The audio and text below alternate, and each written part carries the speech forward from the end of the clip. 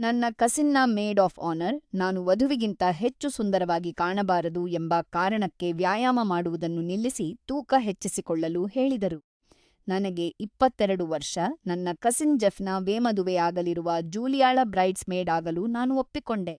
ನಾವು ಅಷ್ಟೊಂದು ಆಪ್ತರಲ್ಲ, ಆದರೆ ಜೆಫ್ ನನಗೆ ಅಣ್ಣನಂತಿದ್ದನು. ಅದಕ್ಕಾಗಿಯೇ ನಾನು ಮುಂದೆ ಬಂದೆ. ಇದಕ್ಕಾಗಿ ನಾನು $2,000ಗಳನ್ನು ಖರ್ಚು ಮಾಡುತ್ತಿದ್ದರು. ಬ್ರೈಡ್ಸ್‌ಮೇಡ್ ಡ್ರೆಸ್ ವಿತ್ ಫಿಟ್ಟಿಂಗ್‌ನ ಫೋಟೋವನ್ನು ನಾನು ಪೋಸ್ಟ್ ಮಾಡುವವರೆಗೆ ಎಲ್ಲವೂ ಸರಿಯಾಗಿತ್ತು.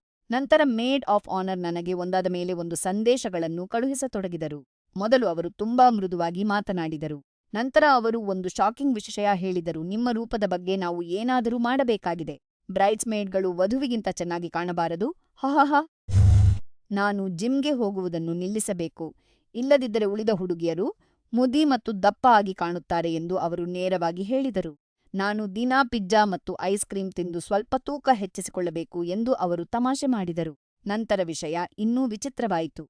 ನಾನು ಮೇಕಪ್ ಮಾಡಿಕೊಳ್ಳಬಾರದು, ಹಳೆಯ ಕಾಲದ 40ರ ದಶಕದ ಹೇರ್ ಕಟ್ ಮಾಡಿಸಿಕೊಂಡು ವಯಸ್ಸಾದಂತೆ ಕಾಣಬೇಕು ಮತ್ತು ನನ್ನ ಎದೆಯನ್ನು ಬ್ಯಾಂಡೇಜ್‌ನಿಂದ ಬಿಗಿದು ಚಿಕ್ಕದಾಗಿ ಕಾಣುವಂತೆ ಮಾಡಿಕೊಳ್ಳಬೇಕು ಎಂದು ಅವರು ಸಲಹೆ ನೀಡಿದರು. ನಾನು ತಕ್ಷಣ ಒಪ್ಪಿಕೊಳ್ಳದಿದ್ದಾಗ ಅವರ ತಮಾಷೆ ನಿಂತು ಅವರು ಗಂಭೀರವಾದರು. ವಧುವಿಗಿಂತ ನಾನು ಹೆಚ್ಚು ಗಮನ ಸೆಳೆಯಬಾರದು ಎಂಬುದು ನನ್ನ ಕರ್ತವ್ಯ ಎಂದು ಅವರು ಹೇಳಿದರು ಮತ್ತು ನಾನು ಬರಿ ಇರುವಾಗಲೇ ಜೂಲಿಯಾಳ ಜೀವನದ ಅತ್ಯಂತ ಸಂತೋಷದ ದಿನವನ್ನು ಹಾಳು ಮಾಡುತ್ತಿದ್ದೇನೆ ಎಂದರು. ನಾನು ದಂಗಾಗಿ ಹೋದೆ.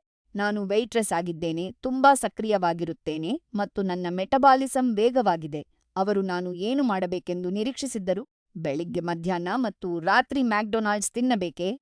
ನಾನು ಆ ಸಂದೇಶಗಳ ಸ್ಕ್ರೀನ್ ಶಾಟ್ ತೆಗೆದು ನೇರವಾಗಿ ಜೂಲಿಯಾಳಿಗೆ ಕಳುಹಿಸಲು ನಿರ್ಧರಿಸಿದೆ. ಜೂಲಿಯಾಳಿಗೆ ವಿಷಯ ತಿಳಿದಾಗ ಅವಳಿಗೆ ವಿಪರೀತ ಕೋಪ ಬಂದಿತು.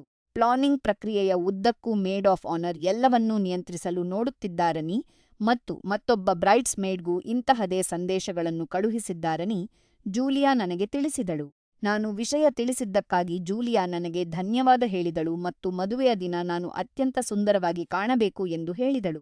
ಇನ್ನು ಆ ಮೇಡ್ ಆಫ್ ಆನರ್ ಬಗ್ಗೆ ಹೇಳಬೇಕೆಂದರೆ, ಅವರನ್ನು ಗ್ರೂಪ್ ಚಾಟ್‌ನಿಂದ ಹೊರಹಾಕಲಾಗಿದೆ ಮತ್ತು ಅವರು ಈಗ ಅಧಿಕೃತವಾಗಿ ಈ ಮದುವೆಯ ಕಾರ್ಯಕ್ರಮದಿಂದ ಹೊರಗಿದ್ದಾರೆ.